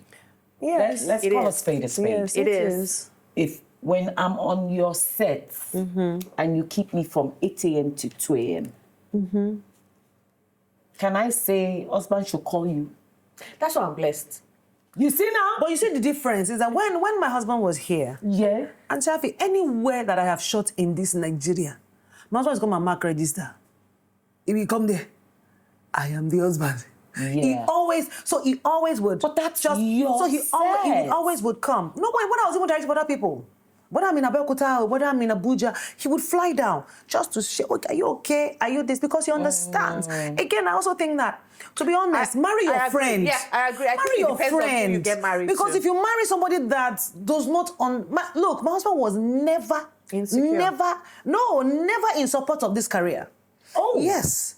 And it was not that I paid for my film school. When he saw that I was depressed, he was never. In fact, I did a series and I tied towel for 6 months. That I tied towel in that scene, and one boy was touching me like this. 6 months every day. Orotowe. Yes, for 6 months. So there was that. Wow. Yeah, but he knew, and I told myself that, you see, I'm watching you do what you want, but I'm not doing what I want, and I don't want to despise you years from now, knowing that I could be more, and you prevented it. Yeah. And he saw me, and then he said, okay. What do you want to do? You know, I'm not really happy about this front of camera, but you know, you're very talented. How about behind? He suggested that I focus more, that because I'm a writer, that you can do more behind the camera. That why don't you just be behind? And he said, you know, I'll pay for film school. But that's compromise. That's him understanding and compromising and saying, okay, you know what? Is this film? Film in general is film, but I don't want you in front. I want you behind. Can you go to film school and learn how? And that's a beautiful compromise. Yeah. And he paid for film school. He do pay. Ella. And I carry my 2 children. Oh, so I'm not gonna go without my kids. Come on, that's a man who's saying, I want to take 1 away, but I want to give you 5. Yeah. But because you got a lot from being behind camera. Yes. You're a producer, you're a writer, you're a director. Yeah. And now I'm an actor. Guess what? Now you've gone back to the front of camera that you were talking about. Yes. Compromise. It's not that easy But to again, just leave. it's just marrying your friend. Because many times, many of us, we marry strangers. We marry strangers that we think that we know. We don't know the person that, because, again, you can never really know anybody because we keep evolving with the situations that come our way. Yeah. So I start off this way because when you met me, I was in a particular stage in my life. But with every climb, with every decline, with any loss, I'm becoming somebody else. My values are changing. So we never can really tell who somebody is because somebody is like, but this is not how he was that time. There's a little bit of it, but you cannot see it because we keep changing. I just think that it's important that you marry your friend, somebody who makes it easy for you to have a conversation. To have a conversation. Yeah. And that person doesn't have to be rich or poor or anything. A lot of African men are very... African. So a lot is the condition. Yeah. So once they see... Meanwhile, you approached a beautiful baddie. Yeah. That's how you saw her and you approached her. And then all of a sudden you're in the relationship. You don't want her to be a baddie anymore. Oh, yes. That's the problem. A lot of men meet actors, forgetting that they are human too. In fact, you saw them on screen. That was where the first you fell in love. spark of attraction came from. But then you now start dating her and you feel like, no, she shouldn't do that. You start dictating what she should do and what she shouldn't do. And what she shouldn't do. I think that's just a problem. To be honest, I don't have an answer to why some men are like that because it does baffle me. Yeah. It does, and I've seen a lot of actors whose light has dimmed. Just because of marriage, It's just, the light has dimmed, or you can see that they are... In fact, there's a particular actor that we worked throughout the entire... So much unrest. She was so flat. Oh my God, it's 8 o'clock. She's not married to an actor, right? No. Like so much unrest. To actors, because then he's sending you a message. These were conversations that they should have had before getting married. Yes. These are they could have even had. In fact, during the dating period, he would have said, "Oh, are you still on set? I always say midnight. Oh, wow, sorry, my love." Then they married, then they changed the music. And she should have been telling him, or he should have been saying, "Oh, let me come on your set. Come on my set, because then you see how it is." Yeah. Okay, my mom used to be like, when I started acting earlier, and she'd be like, when I come back, she'll see me sleeping, and I'm like, I'm tired, I want to rest, I've not slept. She'll be like, what are you doing? Not TV, it's not that many things. Like, the day I brought her on set, and she had to come and do something, like, they said, bring your mother for a shoot. Good. And she didn't. The next day, When I went on set, when I came back, she said, "You go and sleep. What do you want food? Take food." So she saw the stress. Yeah. And she stays, and this was like 10 years ago. She says it till now, that Yupu's job is very hectic. It's a lot. Yes. You're stressed. So she knows that I'm stressed mentally, emotionally, because it takes a lot. It's a Especially lot. when you're shooting emotional scenes and you have to cry from beginning to end. It's a lot. It's a lot. So she understands now. So that's what young girls who are going into relationships, or young boys who are going into relationship with a young girl, you have to make your partner understand the career path that you've chosen. And the challenges therein. Yeah, get them on set so that they can be with you from morning to night, so that they'll see how it's stressful. Absolutely. It's not an easy job. I think that makes sense. Yes. That makes a lot of sense. How do you stay grounded? Because I know you're very grounded. You're a celebrity. How do you stay grounded? Like I mentioned earlier, that thing my dad said, remember the family you're coming from, has always stuck with me. In the Yoruba language, you say, That stuck with me. And I also, I will also give myself credit, because like, I don't want my children to wake up one day and see things about their mother on social media. So I'm preempting, like, Ihoma, face your own make yourself proud, not just your father. Yeah. Make you proud, make your kids proud. Yeah. So whatever I do, I think about them like, what will the future Ihoma think about what you're about to do? What will your kids think? And I'm also grateful that I have a husband who is grounded as well, who would always advise me. Especially when my experience starts happening, and like, come here, come close, fix up. This thing you're about to do is not going to go well for you in the future. It's not. You're not going to be happy about it in the future. Yeah. So that's how. How about you? I think that very early on I recognized that the people who applaud you on the way up on the ladder are very quick to boo you.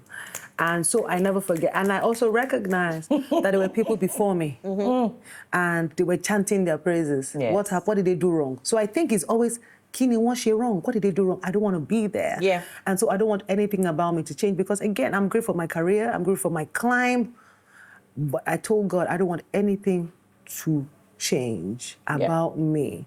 And I need to walk this industry by my own dictates, not by the dictates of the industry. So I just try to remind myself that all the time. Of your wife. Yes. But then the thing is, as long as you've been in the industry, you've had some, I don't like this person doesn't like me, drama. Yeah. Yeah, I avoid them. You avoid drama. I avoid, even if I don't like you.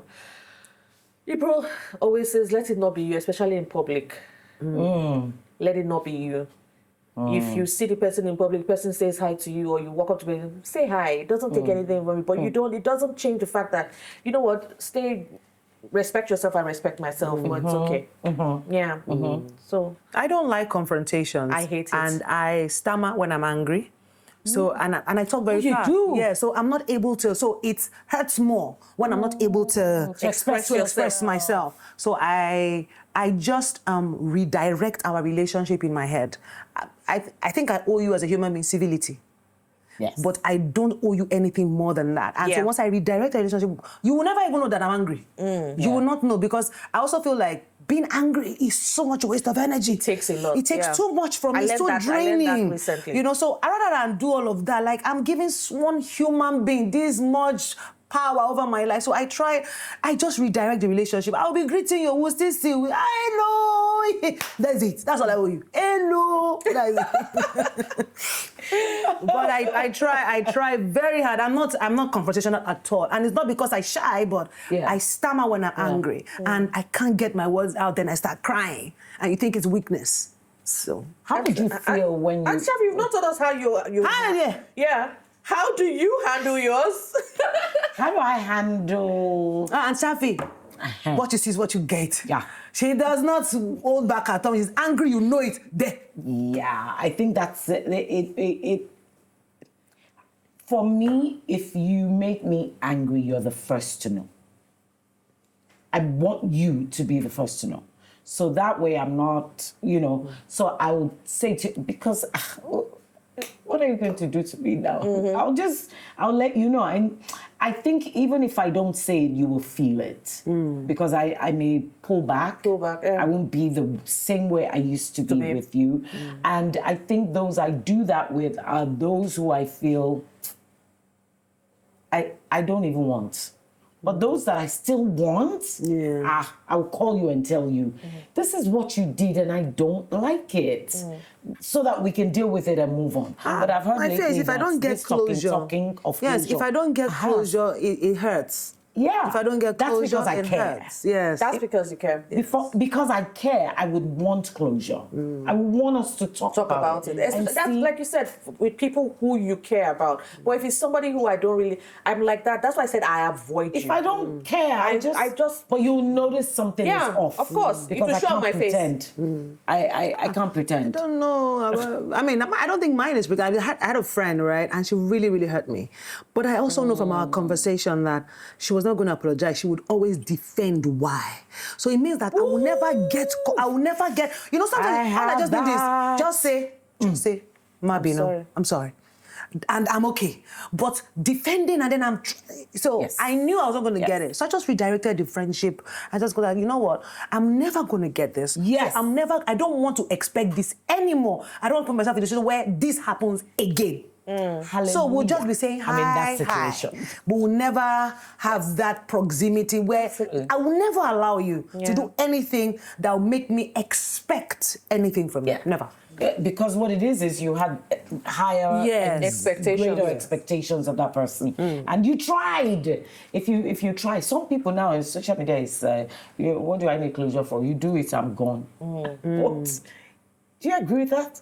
I think that we're in an era where information is weaponized very strongly, even conversations. Like literally, and Shaffy, you can't even talk to somebody. You can't call me now. I can put you on speaker and then somebody else is hearing. Yes. Like it's ridiculous how we are weaponizing information. Yeah. Just text messages. You are screenshotting. Yes. I'm like, Actually, can't you just relay what I said? Now. Must you screenshot what I said? You know what I'm saying? Now. I went into a donut shop and they gave me coffee. And I said, oh, can I have sugar? And the guy said, we don't have sugar. Donut shop, you serve coffee. You don't. So I said, I don't understand. episode of donut. I don't. Thank you. That's what I asked. What did you put on the donut? What do you mean you don't have sugar? So she drink black coffee like that. As I'm talking to you right now, I can still see my DOP behind the camera. Sort of. I may not be able to see him fully, but I can see him. Yeah. And I saw a movement.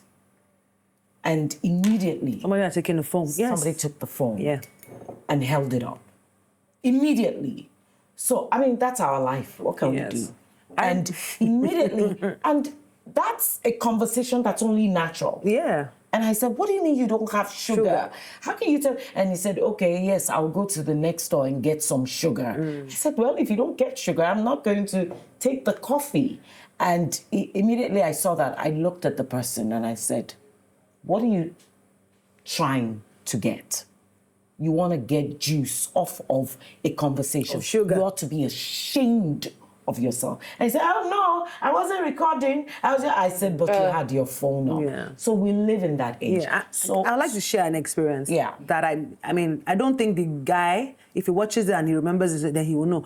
I'm sure he figures, like, what did I ever do to Biodun? Because I usually don't give people cold shoulder, but him, because I was in VI. And I was in an altercation. Somebody hit my car, and I came down from the car, and I was having like a go at the guy. We're having a lot of exchange. And then I go back to my car, and then this guy calls and say, I just see you now. What vex you? I don't take my phone, they record you safe.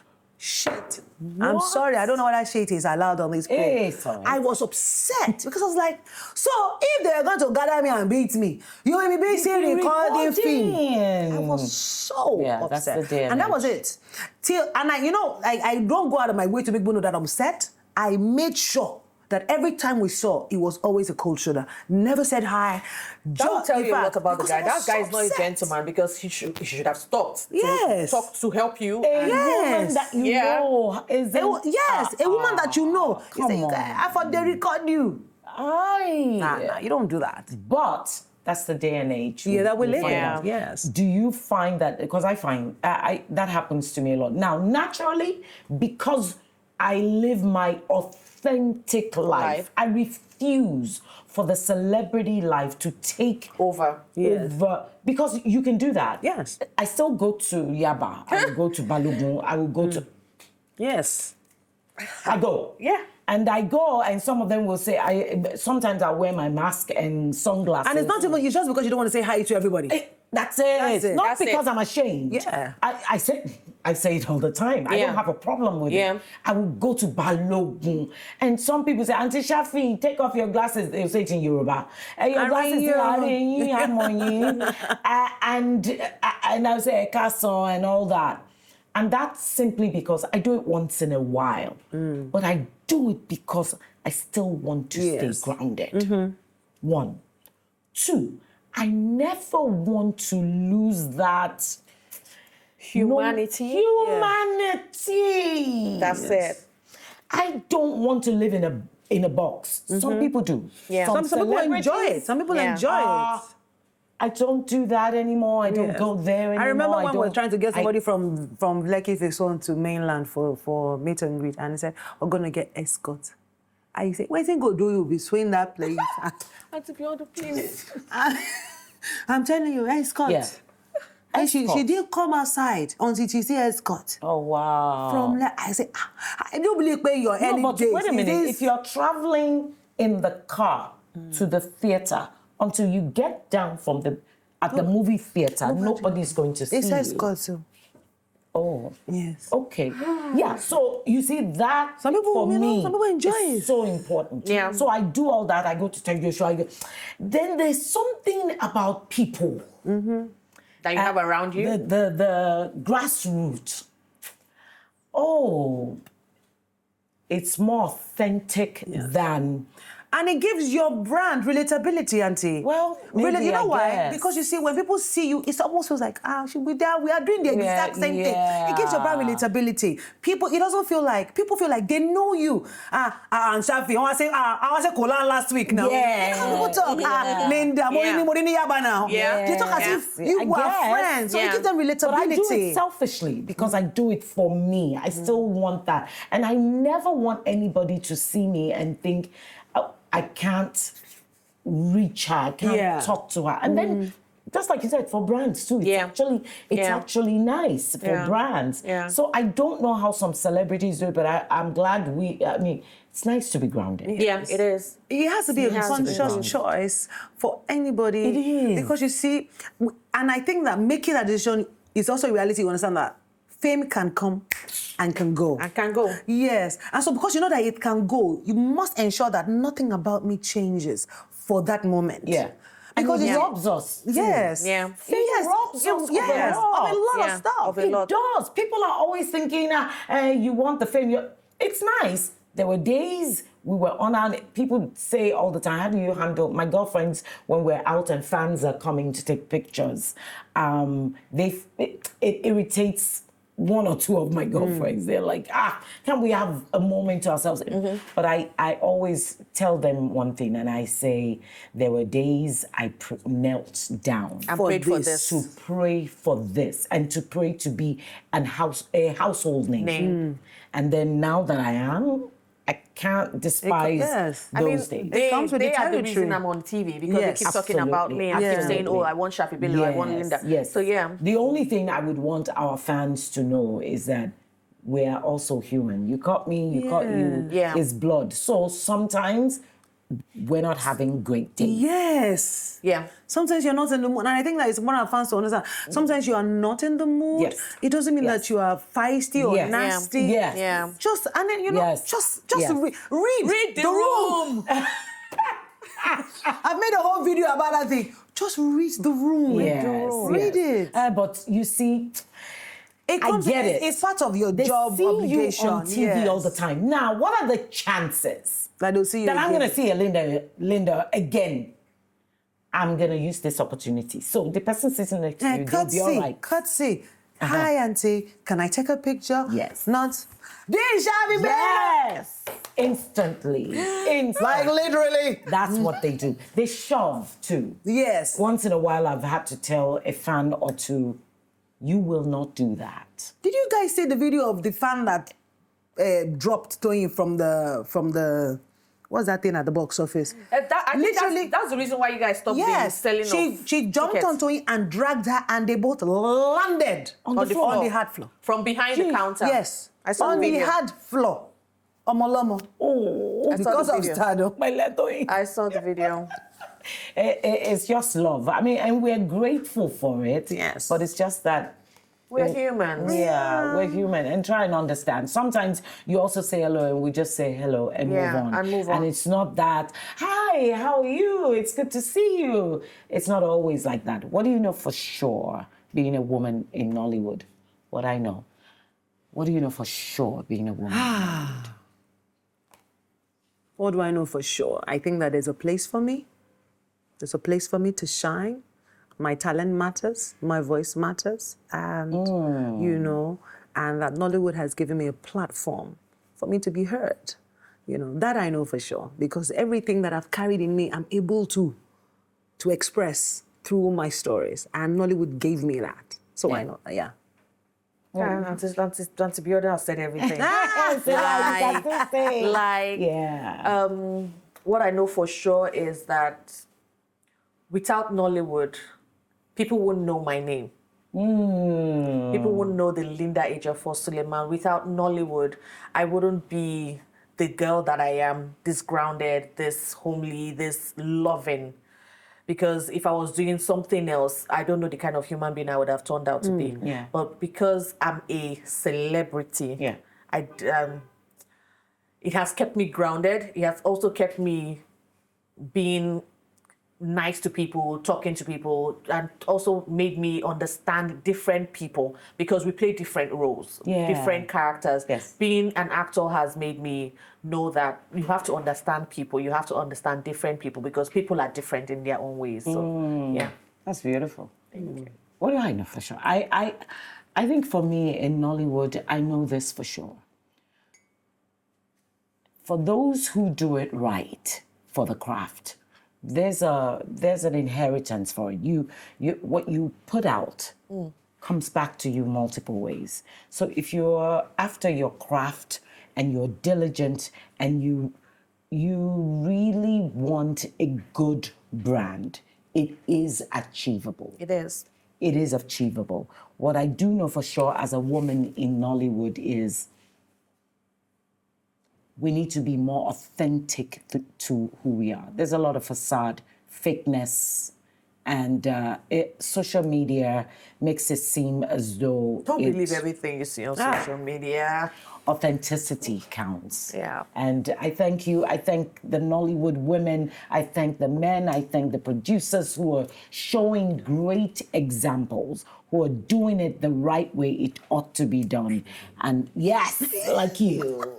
Like you, writer, director, producer, and actors who stand out, who, for the life of me, when you call their name, it makes Nollywood look good and still attractive to those fathers who can say that is a great example. Angela, I want to add one thing, please, before we go. Yeah. And I say this, I think I made a video about it. Your female actors, please, and I always use this woman because I saw her and we did our first film together, Ovi's Voice. We didn't have where to change. And Shaffy was changing in a shop. But you see, and Shaffy didn't mind. By the side of the car. She didn't mind because she wore tank top and tights. You cannot be coming to set and wear G-string, no bra. I don't understand. Yeah. Where do I want to even hang mic on your body? But it was stage that trained me for that. Yes, but I've done this video many times. I just think that part of your survival kit as an actor, if you are watching this, Tank top and tights. Yeah. If you like, walk naked in your house. If you're coming to work, it just helps because we change sometimes in the car because we can be shooting on the road. Yes. And we are, I'm just... Next scene, on the road. Next scene, where do you please, change? or maybe bra top. Don't say, I don't feel like wearing a bra. There's an actor, I had to buy bra for her. Huh? Day is the size of the breast. I said, when I travel, I owe you a brassiere because it's clear when you cannot find one. On that note, you know that the first video I ever saw of you, and I still have it. Biodun Stephen's put our phone out and said, please, for the women with big buttocks. Oh, that's patalex. I've done patalex, I've done braless, because I don't understand it for the life of me. Yeah. That's their thing now. Yes. They don't wear bras anymore. It's a thing now. It's a thing now. No, in fact, bra, they don't wear pants. No, but Like literally went to do we're doing costume check. This actor Wasn't wearing pants. just come out clothes. Hey! Stand naked. Hey! I said, yes, your body is hot, but please, no pattern, no bra. This, I don't get. What? And you wear our clothes. You see, this is where I say I talk about You hygiene. wear our clothes. Hygiene. And we are women, we know what's up in that place. Oh, Hygiene. I just think that is important. wow. There's nothing fashionable about it. Carry a pair of tights and a tank top. why don't Always you in want to your wear bag. bra? No, I think that most of these people Okay. that do these things are people that, like you said, that just jumped into the acting industry, that have not gone through the process, haven't gone to school for it, not gone to workshop for it. Yeah. You don't know what you're supposed to do. So Yes. I'm grateful for this platform Yes, that you're telling yes, them that hopefully. you have to come prepared. Come Yes. wearing a tube or a camisole and Yes. tight, so that Yes. we don't have females. I hope we started to have female sound people. We need them, but Oh, we do now. We have We do. females We in have some, every... yes. Yeah, Yeah. females. I love them. We have females So in every... they would have where to I'm handle also an actor that I don't like male sound. Male sound, people yes. might get me. Oh, okay. Yes. I don't allow it. I'm one of those. I like females. You don't have to be a female sound person. You can be a male sound person, but I'll get a female To hang it behind to you. hang yes. it and except in There are very few instances, very yes. few Very few, men in yes. this industry, like a Mr. Bode and what's our Pious. famous Pious. Pious, yeah, But Pious. most of the young ones, like my guy here, he did it. But most of the young guys, I don't allow it. You might think why. Why? Why? Sometimes their hands are dirty. I think it's That's my own. because Sometimes I've their had hands a are bad dirty. experience where I saw one miking a young lady, and can you follow me with the mic? And he did this, right? Ooh, he was looking in. Right? And that's fine. After he did that, he opened to be looking in, and he went like this. And then after he was done, I saw him while he was walking to the guys, right? He was like, and for me, that was was it. I thought, you will not use me to do that. So, and from then on, I made up my mind that no male person, except for those two. And maybe one or two that I really respect, and they do this for the craft, not for rubbish. So from then on, I don't allow me. I don't even care if I have something that you can't even pull. I'll tell you, can you get a female to do it? And I feel more I like to comfortable. see my costume before we shoot. So when we go, I take the costume out. I'm getting dressed. A female person is helping me hook it, and I pin it myself because I'm not a pro. I know how to Yes, of course. I We all do it are. myself. And when I'm like, can you hear me? No, okay, I'll come do it. So Yeah. I like to get mic'd while I'm dressing. I don't necessarily like when I'm already fully dressed, especially if it has to be hidden. Yeah. Because Yeah. I wear tight and my bra and my camisole, so it's hidden between my bra and my camisole. Yes. So you I can't want go to there use and be this touching me. opportunity to say kudos to all the crew members Yeah. around Nollywood. Yes. Kudos to crew members. Kudos to crew members. You know, because the thing is, when we take a break, when my scene is over and it's your scene, Yes. I get to leave. And go and rest. They are still working with you. Yes. And the next scene, and the Yes. next scene, And until they don't give them enough credit. Yes, we don't they give don't. crew Yeah. members They enough don't. credit. Enough Yeah, credit. but I also think a lot of us also don't use our voices enough to speak for crew members, to speak for them. They don't have voices, and the reason they don't, not all of them, Yeah. but most of them don't, and the reason they don't is because you say no, somebody else will take the job. Just like actors too. Yeah. But actors still have a better leg in, you know, and if you misbehave. So I think crew members, they do an awesome job. I treat mine like I treat mine like my your children. crew members are like your them like my family children. members. Yes. You know, you guys have been together for years, so yes. long, and you have a wonderful family production Yes. unit. Thank you so much for watching today. I am Shaffy Bello, and this has been What I Know. Yay. Yay to the crew members. Crew members. Crew members. Crew members.